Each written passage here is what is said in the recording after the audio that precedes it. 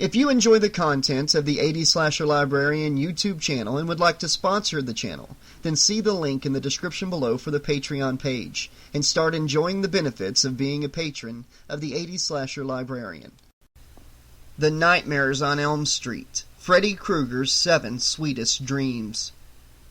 Asleep at the Wheel. She was a priestess of sorts. That's how we viewed her, and as such we co-opted her, to make her a part of us, even though she was dead and we'd never met. We were the Nancy Thompson Grave Watch. True, there were bands around with equally strange names, but we weren't trying to compete with them.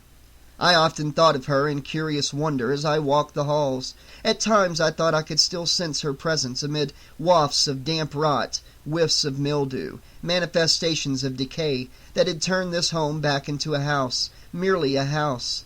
Abandoned by love and concern, such warmths having been leached away by cold walls, cold foundation, cold earth, until we came along. And sometimes I dreamed of her, this way, walking, always walking and restless, a wraith in black jeans and t-shirts, condemned to walk the corridors. That I am alone is always the worst of it. None of the others are here, ever. In the dream realm they never have been. Gone are the instruments and amplifiers and the accoutrements of life brought along to chase away the dismals, to make this place your own. Poetry and posters and art sucked into a void. My footsteps crunch across a floor littered with things I can't readily identify. Probably bits of the house as it sits itself apart, and clots of dried rat droppings. The rooms are cheerless, each the same, and the halls are all gray, half-lit. I should be afraid, I usually tell myself. Isn't he supposed to make his home here? It's what they all say. It's why they looked at us in horrified anxiety when we came along and moved in, and why they now look at us with suspicious unease for being as healthy as we ever were. He. Everybody knows who he is, when you naturally adopt that tone of voice reserved exclusively for social freaks, murderous abominations sufficient to serve as the more effective propaganda exhibits in favor of abortion, Manson, Speck, Bundy, Berkowitz, guys like that. But here in Springwood they're considered amateurs, because around here Freddy rules, so they all say. But as I walk unhindered through my dreams, the lord of his rumored stomping grounds, all the histrionics and squealing and hyperactive imaginations can't convince me. What a load of bullshit. Oh, I want to believe all right, and I do to a certain extent. I believe the man existed. I believe the man was so twisted they had to screw what was left of him into his makeshift grave. I believe he smiled his predatory killer's smile and coaxed 20 or more kids into that steamy boiler room and turned kiddies into cutlets. I believe he was caught, then freed on a legal technicality that must have caused even the ACLU to question the wisdom of its own existence. I believe all that because it happened. But I also believe that a vigilante committee of parents got together and turned the man into toast. Justice denied makes justice all the more ferocious when it finally arrives. The interest accrues with a vengeance. End of story. I want to believe the rest. In that morbid way we denizens of the late 20th century hope for a glimpse of carnage when we pass the highway wreck. The way we want to see countries go to war, as long as it doesn't directly touch our family, or inconvenience us with inflated consumer prices, or preempt our favorite shows with its coverage. Anything to jolt a little more electricity into the day-to-day mundane. And as modern legends go, this one definitely gets a lot of mileage around Springwood.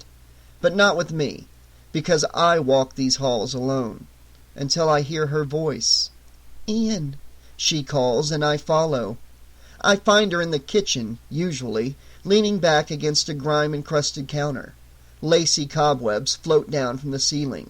She fixes me with mournful eyes, and the clothes she wears are torn across the gut.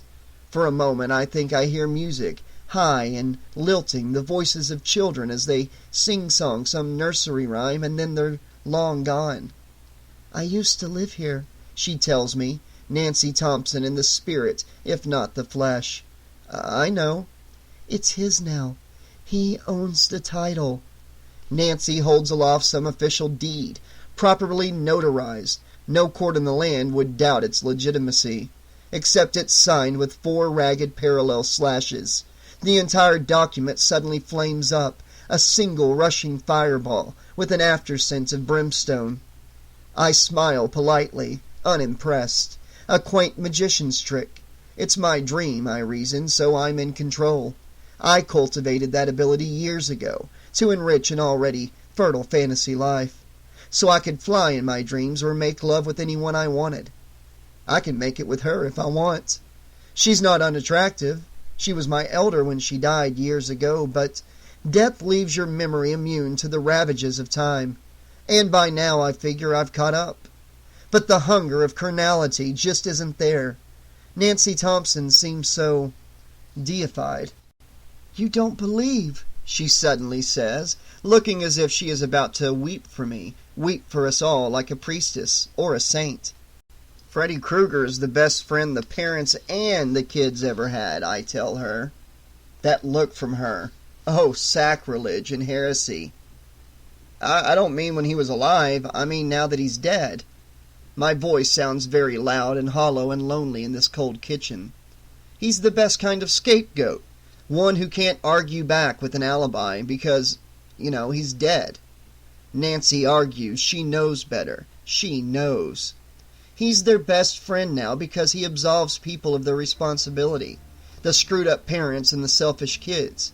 Let somebody smoke in bed and burn themselves up. Blame it on Freddy. Or drive a car into a truck. Hey, it's Freddy's fault. Or they go to the bathroom and open up their veins with a razor blade. Or drive off a building. Hey, nothing we could have done. It was Freddy.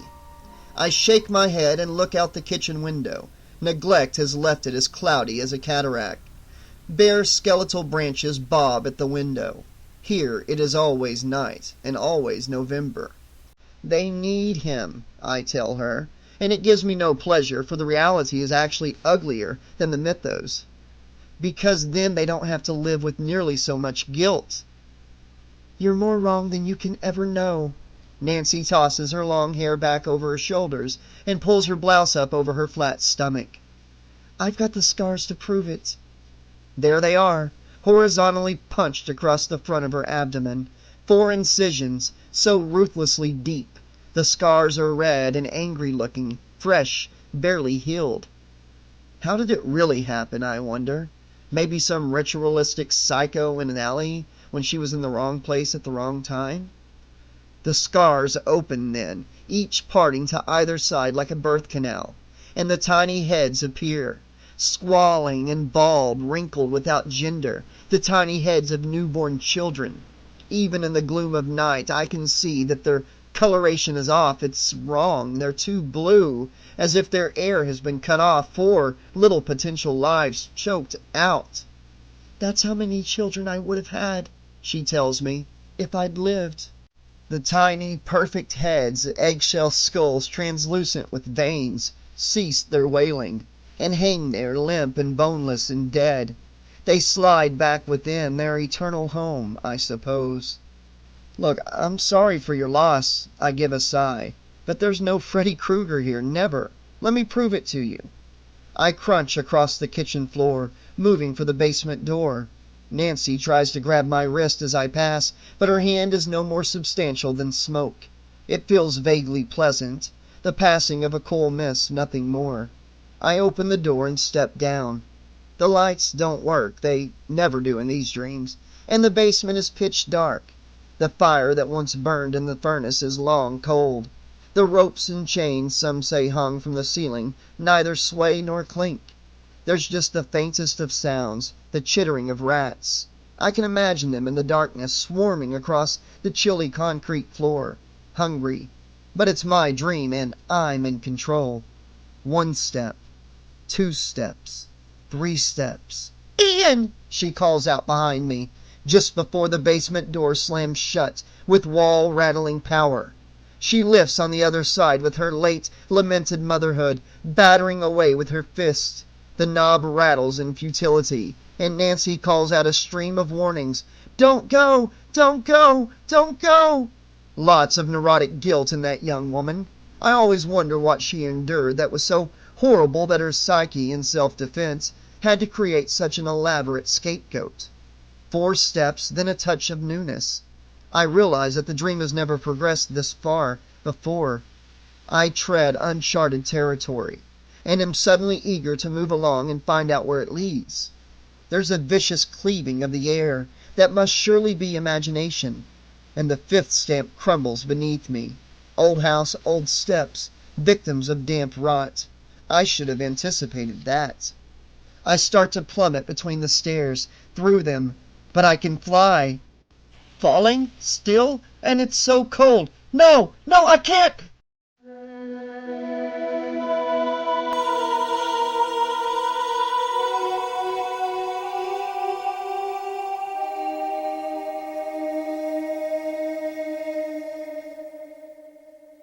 Ian? I heard from behind me, the voice familiar as the hand suddenly clamped around my wrist. I shook my head and blinked my eyes, murky with the intimate culture shock of exchanging one world from another, dreams for reality. Oh, huh? I turned around to see Pamela leaning down from the top of the stairs, one strong hand around mine as I stood poised on the brink of number 5. You're sleepwalking again. I guess I just got here. Jeez. Pamela released my hand, finally, and scrubbed sleep from her own eyes. I don't know. I heard the basement door shut about 10 minutes ago. Then I got to thinking it was probably you. 10 minutes, I said, and started back up the stairs. In the dream, it had only been a matter of moments. Can you lose 10 minutes that way? Probably. When it comes to dreams, anything is possible, but this was always unsettling, like waking up hungover after a night of heavy drinking, having to endure your friend's mirth while they tell you what you did during a time frame that's as blacked out as London during the Blitz. I was dreaming about her again, I said when we reached the kitchen. It was the same kitchen, and while it wasn't what you would call bright and cheery, it was a far less dismal place than its dream counterpart. Same old stuff. Pamela was tall, athletic enough to handle a bass guitar with ease, and had long, straight hair that fell halfway down her back. For sleep, or maybe just for modesty's sake since getting up, she wore a vast T-shirt that hit her at the mid-thigh, its center imprinted with a faded peace symbol. She scuffed barefoot to the refrigerator and scrounged up a bottle of sangria. We sat at the table and shared the bottle. On general principles, she hated stuff like California Kohlers and Bartles and James and their ilk. She claimed they were ripping off centuries of perfectly good Spanish culture. Pamela was oddly righteous like that. You could have broken your neck, she told me. How do you know I haven't sleepwalked on the stairs before? I dream about heading down there a lot, you know. Maybe you should write a song about her and get it out of your system. I shrugged, then pushed my hair behind my ears. It was limper than Pamela's, in the back perhaps a third as long. The sides trimmed close over my ears. Day and a half and we'll be out of here for good. That'll probably do the trick. I still think you should write a song about her. Just by yourself. Don't co-write it with Luna. It'll be your tribute. My face soured. I hate tributes. They can get so schmaltzy. Besides, tributes are for people you know and like. I don't even know if I would have liked Nancy Thompson. I probably would have. Hell, we'd named the band after her after all. I just enjoyed being a cranky bastard sometimes. Ooh, I love it when you're cynical. Pamela grinned, then stretched her leg across and squirmed her foot in my lap. Can I sleep with you the rest of the night? Aren't you sleeping with Rowan? I was, but he's snoring. And you know how noisy he breathes in his sleep anyways. She nudged my crotch repeatedly with her bare foot. Come on. I'll never get back to sleep with him. You probably won't drop off right away with me either, if you keep that up with your foot. Well, as long as we tire each other out, that's okay. So I said sure, and off we went. Pamela and me and the sangria to the bedroom I called my own. It was a bizarre and wonderful thing, the dynamics going on in this house.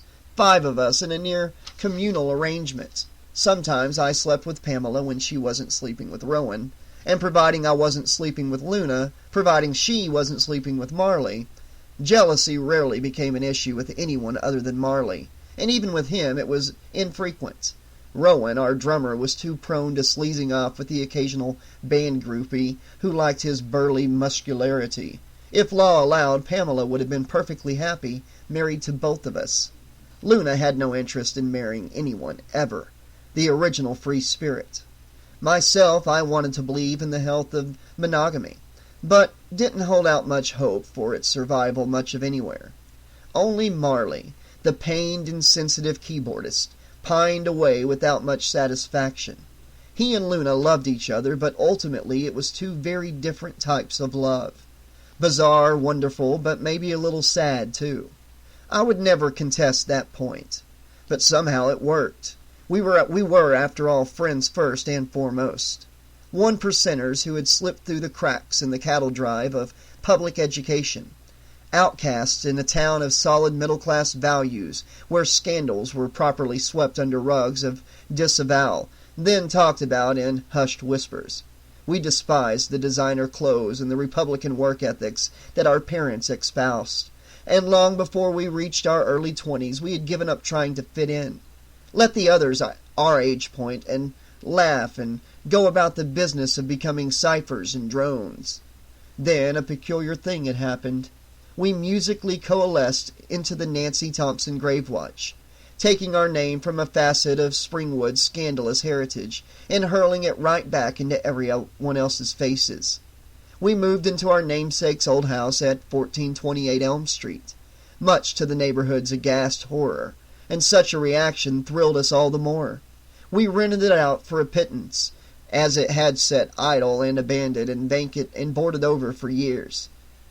The realty company had long ago given up hope of ever unloading this house on anyone. As neglected as it was, we could do with it pretty much as we wished. When we weren't gigging at area night spots, it served as a rehearsal hall, as well as a place to live. We cleaned it and fixed it to an acceptable level, and decorated it with the haphazard shotgun of individual touches that didn't even begin to blend. Luna painted dreamy phosphorescent moons on the walls and ceilings. Marley, the only classically trained musician in our ranks, erected busts of Beethoven and Mozart and Bach. I put up still prints lifted off frames from underground cult films such as El Topo and Eraserhead. Pamela lit incense and slapped up posters of idealized counterculture icons long dead, Joplin, Hendrix, Morrison, Carac, Dylan Thomas, and more. Rowan would get drunk and punch artistic arrangements of holes in the plasterboard. Creatures of mystery we were, at least among Springwood's younger citizens, among whom the myth and legend of Freddy Krueger spread and lay festering like cancer. We lived in the house of one of his first targets, yet we slept as soundly as babes. We made music that wove throughout area night spots like dark tapestries, gothic and minor key and morbidly hypnotic. It all stemmed from the unofficial Nancy Thompson Gravewatch credo. Reach out and embrace the darkness. Make it your own. Deal with it by confrontation, and seize its power so it can no longer do you harm. We suppressed nothing, and lay odds that in some 10 or 20 years' time we would be far healthier of mind and body than everyone else scurrying around, as afraid of dead phantoms as of failure in a white-collar coliseum. Just as long as we didn't kill ourselves with the music first.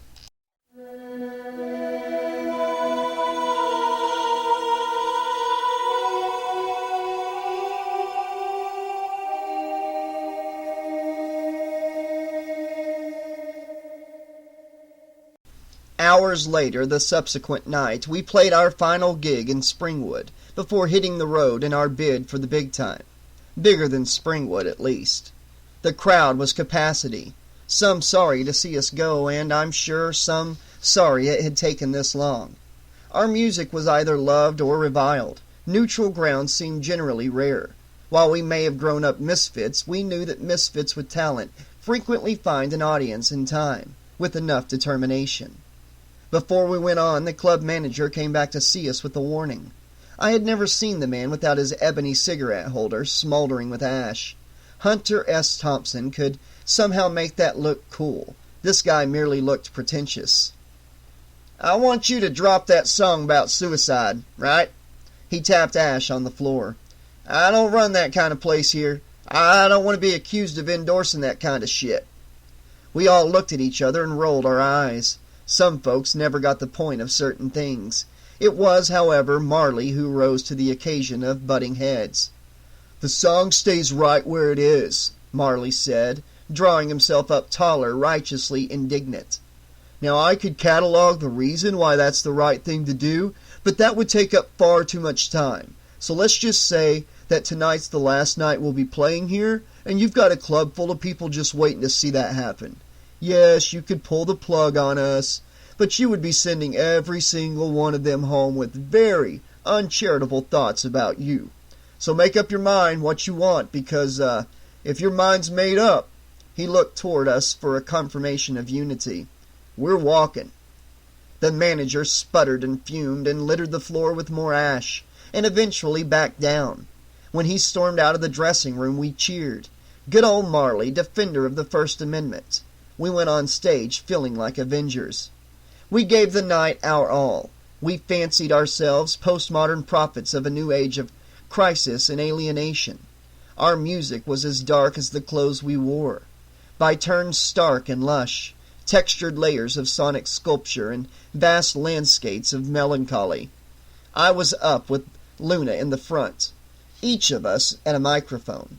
She strummed an acoustic guitar, mine was electric, and I affected a style of playing that was neither truly rhythm nor lead, yet at the same time both, picking out chords and lines that rang with just a hint of murk, like tarnished chimes. Pamela's bass filled in the low end with subdued power and grace, and Rowan drummed a background beat, anonymous, until he would burst forth with periodic volleys of percussive violence. Marley was the glue holding it all together. At his keyboards, in his long black jacket, hair swept back such that he resembled a pale 19th century English aristocrat, he was all synthesized atmosphere and swirls. We played while flanked by makeshift screens. This was my doing, for it was my contention that a visual presentation was nearly as crucial as the music, part of the entire gestalt.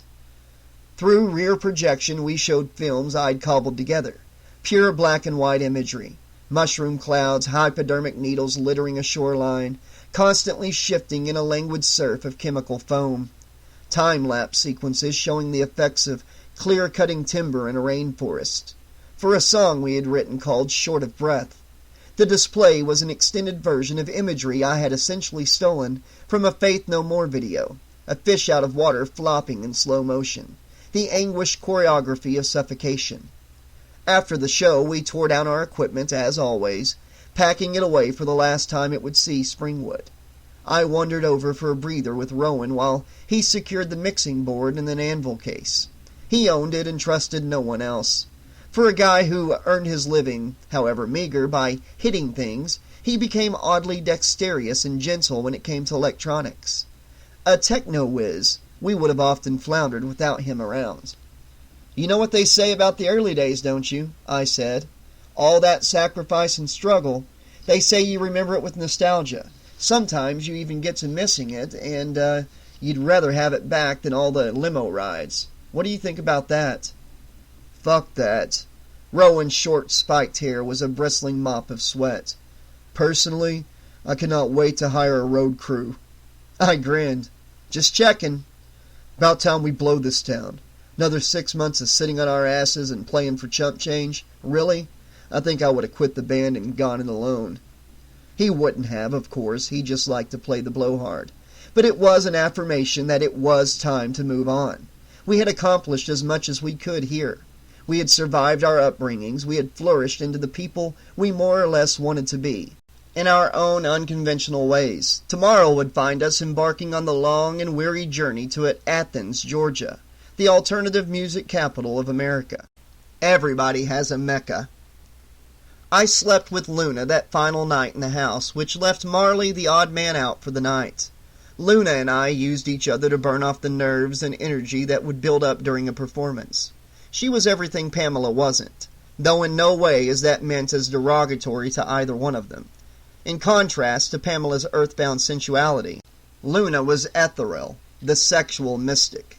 She was petite, a doll of a woman with a hauntingly plaintive voice, and hair dyed a ghostly platinum blonde. On stage, beneath a blue gel spot, it truly did look like moonlight. She always wore a tiny pewter necklace of a woman riding a crescent moon exuberant. Only the most observant would notice that the woman was naked and that the moon had a mouth, and the mouth served as her saddle. "Pamela says you went sleepwalking again last night," Luna said while we were taking a break. The excess energy had almost ebbed away, but not quite. "Pamela doesn't lie." "How come you never come to me in the night? I think that would be exciting, to look up and see you there." I smiled and tweaked her nose in the nether light from the window. "Maybe you don't call to me in the night yourself." "Oh, it's her, huh?" Luna pretended to be hurt, threatened, all the things I didn't think she could ever be. "Nancy Thompson?" "Last night she was telling me don't go, don't go. At first I thought she meant don't go downstairs, but now I think maybe she meant don't go as in don't leave this house." "Oh, maybe she's jealous of us. A jealous ghost. Now, that's kinky. Are you going to listen to her?" Maybe. Luna swatted at my shoulder. She leaned in close to my skull, but spoke to someone else entirely. "Get out of his head! Get out of his head!" She leaned back a bit, satisfied. "Don't listen to her. She doesn't have your best interest at heart." "Hey, she's the resident Freddy Krueger expert," I laughed. Luna touched a firm finger to my cheek, chastising. "Ian," she said sharply, "don't make fun. That's not the way we touch the darkness." Her finger relaxed and began to stroke, a feathery tickle of intimate delight. "You're mine tonight, so please don't leave me." Luna shifted, drawing herself up onto her knees. "Here, let me anchor you down." She gently drew one slim thigh up and over my face, planting her knees to either side of my head, and so slowly lowering. I opened my mouth and she began to ride the moon. Later, after we were spent, we drifted. Then we submerged, dream-walking. I rise from the bed carefully, so as not to wake my loved Winar. I dressed quickly, black jeans and a t-shirt, garishly emblazoned with the Fright Show logo of those Mondo Bizarro junk culture junkies, the Cramps. I walk through the bedroom doorway, and it leads me not into the hall, but directly on stage at the club we had been playing earlier. After hours, it's closed, the smoke dissipated, and the chairs upended onto the tables, their legs roped together with cobwebs. This place might as well have been closed forever. Here it's always an hour past last call. But far, far in the back, a single patron in silhouette. I can barely make out the shape of his fedora. My guitar waits at center stage, and I pick it up, sling it on. It's what I am, what I do. I can't disappoint an audience, even an audience of one. I play, chiming through murky atmospheric chords, and the guitar gently weeps, sing a song of suicide. Cold stars glow, O holy night, all in, tuck in, to sleep, perchance to dream, kiss me goodbye, hello. Bar the door and bare the wrist to slit, perchance to bleed. When I finish, the final chord rings eerily forever. From the back row, the sound of two hands clapping, but slowly.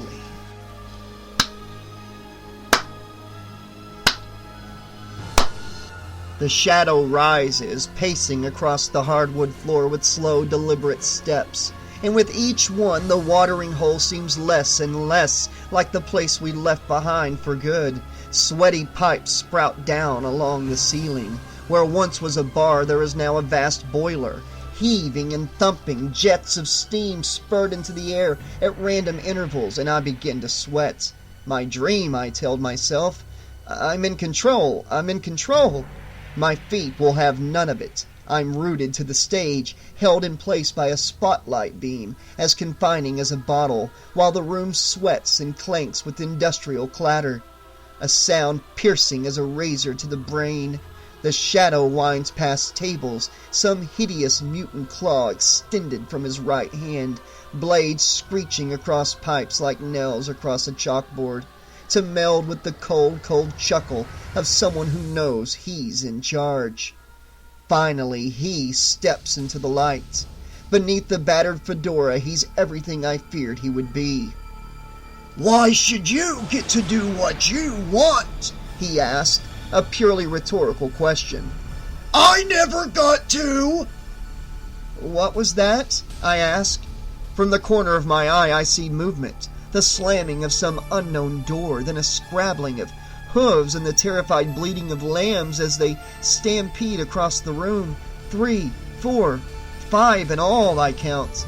Fred Krueger grits his brown stubs of teeth and scoops up the last, then swings it aloft. Its fleecy legs kick and flail. Krueger flicks back his right hand, and the blades of the razor glove gleam wickedly. One swipe and the lamb's head tumbles to the floor, stupid gentle eyes staring at me with dull accusation. The gouting body thuds down a moment later. He aims a blade at me. "You failed the audition!" he says, and advances once more. The spotlight is solid, a pin of light, and I have no choice but to stand like a lamb to slaughter as he raises his own left hand, palm exposed, and drives one of the finger blades through the palm, deeper still, through to his wrist. He twists it slowly, exquisitely, as if digging out a hollow core. My stomach heaves, nauseous. It's the kind of stigmata that can short-circuit a guitarist's career as quick as a clipped nerve. All the worse to see it self-inflicted in someone. The object lesson is not wasted on me, and a horrible one it is too. If he cares so little about his own body, imagine how little regard he must have for mine. His left hand, raw and wet and burning, plunges down through the spotlight for mine, and with one last heave I try to free myself from his stinking grip, and jerked myself awake with a startled cry. Again, as last night, there was the shock of transposition, but easier this time, no sleepwalking to plant me in some place unexpected. I was still on the mattress on the floor that served as my bed, and Luna slept quietly beside me, unaware, soft bliss and warm comfort beneath her moonlit hair. I snuggled closer. Freddy Krueger, I thought. The first damn time that's ever happened. It wasn't without a tiny little laugh inside, though. The disbeliever, the pragmatist, waking up momentarily frightened enough to piddle his bed. Let us rationalize when you hear about something long enough. When you're force-fed legends and cautionary tales, you're bound to dream of them sooner or later. They seep in by osmosis and seep back out along the path of least resistance. Let's go one further. When enough people believe in something, does it then become real? A mutant outgrowth of collective psyche gone haywire, able to operate under a power of its own? The whole matter reminded me of a cartoon I had seen years ago. Some pompous white man in safari gear, presumably in Africa. He stood atop a gentle knoll, while just below him scattered a panicked crew of loincloth black men. "Confound these superstitious natives," he was saying, while behind him rose the biggest, meanest, ugliest dark specter since King Kong. Ultimately, it was the age-old dilemma, chicken or egg, Freddy or the fear. Which came first, who made who? Enough. Come tomorrow, we were free of this place forever. "Sweet dreams," I whispered to Luna, a mantra for us both as I relaxed beside her. And soon, within her sleep, she began to whimper.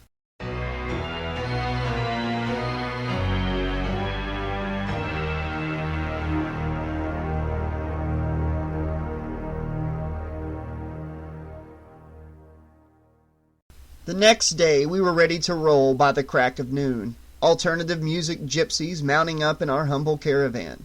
Beyond our instruments and equipment, we owned far less than might be expected.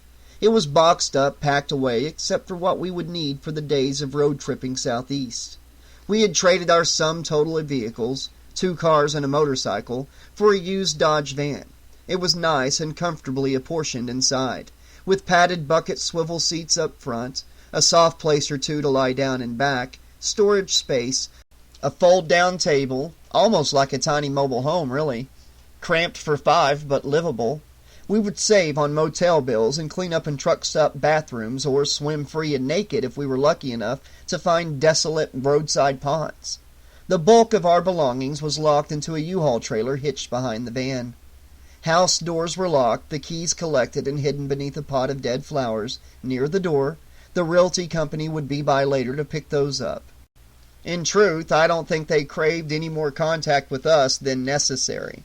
When it was time to go, we gathered on the sidewalk out front and gazed back toward the house, saw it for what it was, the rusty bars over the windows, planted there by someone else's paranoia, the peeling paint, the dark green roof that leaked during a good hard rain. "It really was a cesspool, wasn't it?" Rowan said. We laughed, nervously so. No one had spoken of dreams last night, but I felt something between us, walls of secrecy.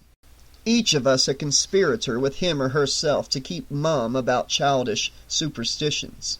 We were free of this place, and perhaps more than a little glad of it as well. "I will miss it, though," said Marley. "Like this cold sore I once had. The pain was exquisite." "I'll miss my moons," Luna said. "Have paint, will travel." That was from me. We clumped together for a few minutes, trading rapid-fire memories of times good and times that had seemed bad when they were happening, but could now be laughed about. The time we beat one neighbor's petty bid in court to have us evicted. The night Rowan got busted for being publicly drunk and obnoxious, and what cash the other 4 of us could scrape together was still $4.12 shy of bond. The mock wedding ceremony that Pamela insisted Rowan and I participate in with her. And more, it all got the quick flashback treatment. Then Pamela retrieved a bottle of sangria from the van. "Shouldn't we make some sort of toast for the occasion?" The rest of us agreed. It seemed only right. "To the house," said Pamela. "Long may it wave," said Luna. "To Freddy and Nancy and things that go bump in the night," said Marley. "Oh, that was just Ian sleepwalking," said Rowan. Pamela cleared her throat, very edgy and narrow-eyed, and looked at us like uncooperative children. "To the house," she repeated more deliberately. "Womb of the band. From infancy to maturity, our refuge, our Xanadu, our Walden, protector of us children of the night, linked to our legacy." "And harbor of dreams," I finished. They looked at me very solemn and looked almost funny, almost very owlish. We tipped the bottle around, all 5 each in turn, and it was as sentimental a ceremony as we in this place were likely to merit. We could let go now, easily and gladly. We moved back for the van. "That's it! That's it!" someone called from across the street and down a few lots. The neighbor who had tried to get us tossed out. I'd not realized our goodbye was being watched. "That's it! Drink and drive! Good riddance! I hope you have a wreck and all die!" Silence, brittle and shocking. His words hung venomously in the air. "Well," Marley called back in a faint huff, "no good neighbor award this year for you." Out on his manicured lawn, the man grumbled low and inaudibly. We all laughed. God bless Marley for trivializing the moment in all the right ways. But it stung me, just the same. Deeply. "I hope you have a wreck and all die." What a truly ghastly thing to wish on anyone. We piled in. Luna had lost the paper-scissors-stone playoffs to determine our order of driving rotation, and climbed behind the wheel. She fired it up, and we were rolling. A half-block later, she turned a corner, and we were off Elm Street for good. Rowan turned around and looked back down the length of the van, out the back window. Our compassionate ex-neighbor was still out, watching our departure, with an upraised middle finger. "Normal people," Rowan mused. "Man, I don't know about y'all, but they scare the hell out of me." The miles in the afternoon ticked by in tandem. Suburbia grew gradually more desolate, melting slowly into countryside that rolled across the nation. The pavement became a vast river of opportunity, the road to our future, the fulfillment of dreams of musical independence on the road to Athens. Even the very name tasted good in my mouth. Athens. How appropriate. Name for the ancient Grecian city. Center of democracy, art, free thoughts. We hoped the New World's vision would be half as good for us as the Old World's was for civilization. The legacy of the new Athens was undeniably enticing, and perhaps a bit intimidating as well. Musicians such as REM and the B-52s, the Indigo Girls and the Chickasaw Mud Puppies, and so many more, arising from this unlikeliest of cultural incubators. We saw no regional flavor to speak of, no trademark sound, no expectations to conform to Beyond Integrity. While the Nancy Thompson Grave Watch may have flourished in some place like London, we would surely die in Los Angeles or New York because of our sound and approach. But Athens. There we were more likely than ever to find like-minded souls. Artistic freedom at last, Marley sighed and leaned back against one carpeted van wall. A look of peace and contentment misted across his often pinched features. If I had to contend with one more no-neck asking me why we played such downbeat music, I think I would have done some murder. Fingers crossed no more club managers telling us not to do any songs about offing yourself, that we make it sound too romanticized, Pamela said. They're just threatened because they probably have such miserable lives themselves, Luna said. I'll bet nobody feels threatened in Athens. You're idealizing again. Killjoy. Luna turned and stuck her tongue out at me. And let us pray, Marley said. All this crap about album stickering and PMRC approval and all that will be over by the time we cut our first album. And Jesse Helms will lose his next election, Rowan chimed in. And we'll all live happily ever after. He shook his head back to normal, not doing the sing-song no more. Give me a break. You have no soul, Pamela told him. Speaking of first albums, said Luna, with an uncharacteristic business tone of voice, you know what we should do? We should get a copyright lawyer and form a publishing company as soon as we can, to protect our music, you know. What should we call it? Asked Marley. It's got to be a good one. Don't worry, I already have the perfect name picked out. She sounded so very proud. We'll call it Luna Tunes. The van exploded with hoots and laughter, not to mention a few friendly accusations of one monstrous ego trip. Great, I said, and we can use that Bugs Bunny and Porky Pig music to open our shows and play their cartoons up on the screens. The hooting refused to die, and Luna's suggestion was voted down 3-1 with an abstention from Marley. Luna thanked him sweetly for sparing her feelings, then told us fine, she'd form her own publishing company. The bickering chattered on, the kind of bloodless sparring that can only be engaged in by people who truly do love one another. I couldn't recall any times in recent memory when all of us felt so connected. Miles later, after Marley had taken over the wheel, Whoa, hey, now here's where we should be lucky enough to do a show, he said. Look at the size of that thing. Cover Ian's eyes, cover his eyes, Luna cried from the passenger seat. Too late. The rest of us in the back had scrambled to windows to see what was coming up. We were traveling some State Route 2 lane, a shortcut between interstates, and a small town was undoubtedly coming up. Some glorious little burg that time and the modern cinema multiplex forgot. There it was, a genuine drive-in theater, still in operation. The screen was gargantuan, and the rows of speakers on their poles were like a silver garden. It mattered not a whit that some Sylvester Stallone no-brainer was top billed on the marquee. Here was true Americana. Stop! Stop! I pleaded, pressed against a window.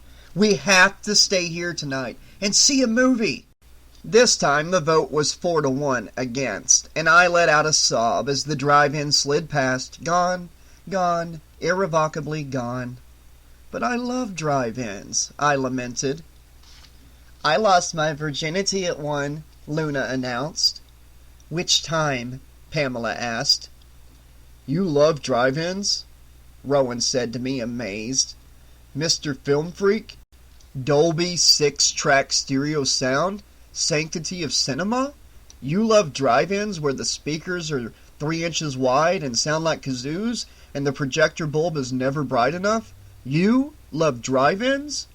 Sure, drive-ins, they're like this lost symbol of summer and freedom. Crazy open-air playgrounds where anything can happen. All you need is a warm summer night, some good friends, some cold bottles of sangria. I winked at Pamela. A good, endearingly trashy movie, and life is perfect. I groaned, mortal wounds paining me within. They've died out almost all over the country, and that's a crime. Pamela looked thrilled. He's waxing romantic. I don't believe it. I patted my heart. Still a little left inside here, I tell you. Have no fear, Luna smiled at me. They'll have drive-ins in Athens. I just know they will. I smiled back, faith and hope renewed. One more sweet dream staked on Athens. We were building up quite an investment in the place. Miles later, it was Rowan's turn to drive. It was late afternoon, or maybe evening, and we were somewhere west of nowhere while I rode shotgun in the passenger seat. "Hey, Ian," Rowan said behind the wheel in a slouch. "When do you think you'll get around to writing music about Elm Street?" I shrugged. Who says I intend to? Actually, I had an ace up my sleeve that he didn't know about. Luna piped up from the back. "They say writers, like novelists and such, have to wait about 20 years after they move away from someplace before they can look back with any objectivity." "Who cares about objectivity? Screw objectivity," I said. "All objective means is that you've forgotten the rawest part of what it is to be someplace. You can't feel it anymore. All you can do is think about it." "Well, bite my head off," she said, and I blew her a peacemaker kiss. "I was just thinking the whole Freddy trip would appeal to the multimedia approach you love," Rowan nodded. "You could film some really sick shit for us." "Yeah, that whole classical mythos of Elm Street," Pamela said. "The sins of the parents coming back on the heads of the children. It's almost biblical." I grinned. "Actually, I do have a piece of music in mind." "I knew it! I knew it!" Rowan performed triumphant rim shots on the steering wheel. "I knew you couldn't pass up something like that." I told them the working title was Architect of Misery, and they clamored to hear it, or at least however much of it I had already ground through the mill.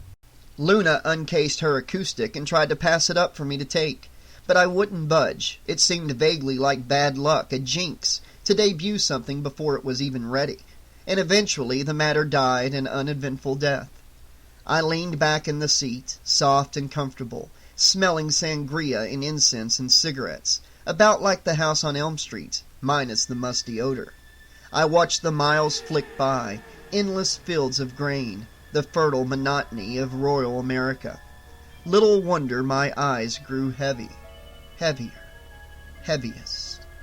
I was nodding off in the seat, head jouncing softly with the ride, then looking up to see a figure in the distant dusk, gazing hopefully towards us as Rowan held the van steady. Some sinister wayfarer in the middle of nowhere, with a red and green striped sweater becoming as visible as a traffic light, and the ravaged face of Freddy Krueger. Grins, eyes locked onto mine as we roll past, and he lifts his hand, a hitchhiker's thumb extending up from a bristle of blades, and I turn away. Then turn around to gaze out the back to see if he's still there, only to see him looming directly over my shoulder. And Rowan hit a bump that brought a burst of complaints from everybody. It sent my eyes popping wide open, and Freddy was gone, the side of the road wonderfully desolate. "Don't like my driving?" Rowan asked of everyone. "Then dial 1-800-PISS-OFF." I shook my head to clear it. There was too much Americana out these windows to miss out on for something as mundane as a nap. Sure, that's what I told myself. Nothing to that little impromptu dream. Nothing at all. Just too much discussion of Freddy Krueger as the architect of misery. You know what they say, speak of the devil, and he shall appear.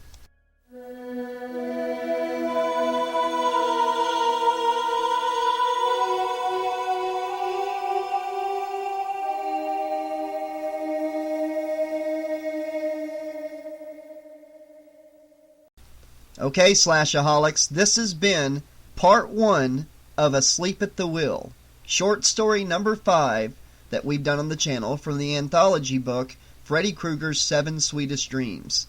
I'm excited, guys. There was only 3 stories left, and after we finish this one, there's only going to be 2. And, I've been putting these out at random points. No real set dates for them. Just throw them out as surprise little uploads because these short stories are great. I hate to get through all the Freddy material. We still got like 5 Tales of Terror books to go and the novelizations of Elm Street 1, 2, 3, 4, and 5. But I think over the next couple months we'll go ahead and knock out the remaining 2 short stories of this one. I'll have part 2 of this story out in a couple days. And hopefully by January or February I'll have the unabridged version of the entire anthology book up for you guys in an individual upload. But what do you guys think of the story so far, The musicians living in Nancy's old house and sleepwalking, Nancy in his dreams, thinks he's controlling it, and then right before they leave, Freddy's making his appearance known and making this guy second guess his cynical attitude about Freddy being real and everything. Any predictions on what might go down in the second half of this short story? Because for some reason I just feel like his friends are going to start dying, and I have not read this yet. And I don't know. I just have a feeling that his friends are being haunted by Freddy too, and maybe they're just not telling him, kind of like he's not telling them. They kind of nodded at that a little bit earlier in the story there, and that girl was whimpering in her sleep earlier, so, we'll find out in part 2, which will be the conclusion of this story. But let me know in the comment section what you guys thought of part 1 of Asleep at the Wheel. And as always, tonight's upload was brought to you by our patrons on the Patreon page: Carl Eakins, Catherine McClear, Cecilia Spears, Sean Campbell, and Hawaii.